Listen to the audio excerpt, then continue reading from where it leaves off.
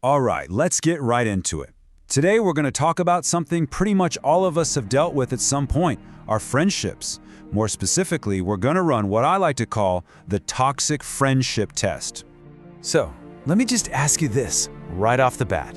Have you ever left to hang out with a friend, and instead of feeling good, you just felt completely wiped out?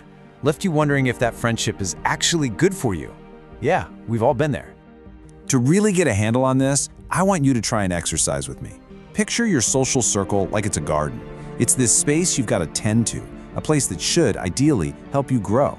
But, every once in a while, a weed can creep in, and it just starts to slowly suck the life out of everything around it. The really tricky part? Some of those weeds look a heck of a lot like flowers at first. So, let's step into our social garden and learn how to identify some of these toxic archetypes. The good news is, psychology actually gives us a great map for spotting these patterns, these weeds, before they can do too much damage. Okay, first up, the gossip. You know this person, they always have the latest dirt on everyone. And at first, it's kind of thrilling, right? It feels like you're in the inner circle, part of the club. But then, that little voice in the back of your head starts to wonder, if they're talking like this about everyone else, what are they saying about me when I'm not around? And that really gets to the heart of it. For them, your personal life becomes their currency. See, they're not just sharing stories, they're trading them for social status. A real friend, a healthy friend, guards your secrets. They don't sell them for a little bit of entertainment. All right, next, we've got the flaky friend.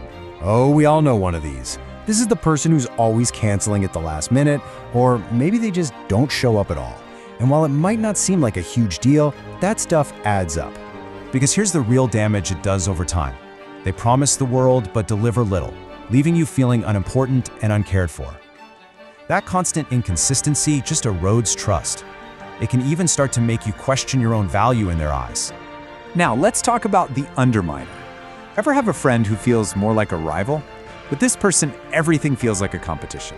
You get a promotion? Well, they got a better one. You're having a tough day? They've had it way worse. It's almost always coming from a place of deep insecurity on their part. And the real tell is how they react when you succeed. It's as if your victories cast a shadow over them, and they can't stand not being in the spotlight. So instead of celebrating with you, they find a way to make your achievements feel small. And that negativity, man, it just chips away at your self-esteem. Okay, pay close attention to this next one because this is probably the most dangerous of them all, the master manipulator. See, they're not just accidentally toxic, they are skilled at it. Unlike some of the others who might not even realize what they're doing, the manipulator knows. They are precise and they are intentional. They have a whole playbook. They use guilt trips to make you feel responsible for their feelings. They use gaslighting to make you question your own sanity.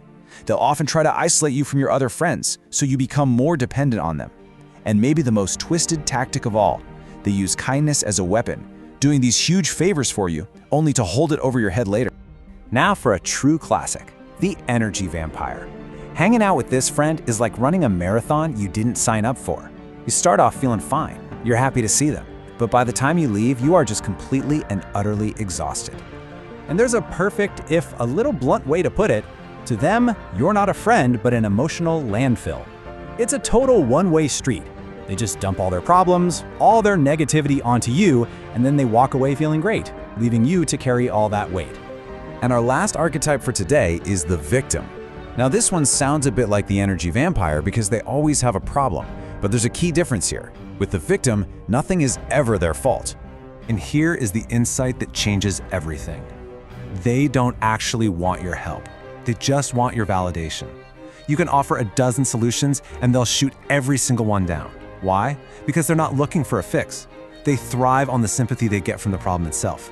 It basically turns you into their unpaid emotional caretaker, which is a role you never signed up for. Phew. Okay, so we've looked at the specific types of weeds. Now let's kind of zoom out and look at the whole garden with a more general red flag checklist. These are the big warning signs that a friendship might be turning toxic. So here's what to watch for. A serious lack of empathy, like they just can't put themselves in your shoes. Constant criticism that they try to pass off as just being honest. That unhealthy competition we talked about. You might also notice that drama just seems to follow them everywhere. They're unreliable, they're inconsistent, and this is a big one, they constantly cross your boundaries. And it's all usually wrapped up in this cloud of negativity or a need to be in control. You know, when you put it all side by side like this, the difference is it's night and day, isn't it? A healthy friendship lifts you up. It celebrates you, values you, supports you, and respects you. A toxic one does the exact opposite. It tears you down, it's unreliable, and it constantly disrespects your limits. Psychotherapist Sean Grover really puts this all into perspective with this powerful idea. He says, the type of friends a person chooses usually mirrors how they feel about themselves. If you don't value yourself, your friends won't either. Wow. I mean, that's a thought you really have to sit with for a second, right? So if any of this is ringing a bell for you, the big question becomes, what on earth do you do about it? Well, in this last section, we're going to talk about how it might be time to, well, weed your social garden. Look, it's a process, but we can break it down into 4 really empowering steps. First, you gotta recognize the signs. That's what we've been doing this whole time. Just see the patterns for what they are. Second, assess the impact. Be brutally honest with yourself. How does this person actually make me feel? Third, and this is so important, set clear boundaries. You have to teach people how to treat you. And finally, number 4, prioritize your own well-being. Make a conscious choice to surround yourself with people who genuinely lift you up. So we'll end on this one simple but powerful question, bringing our whole garden metaphor full circle.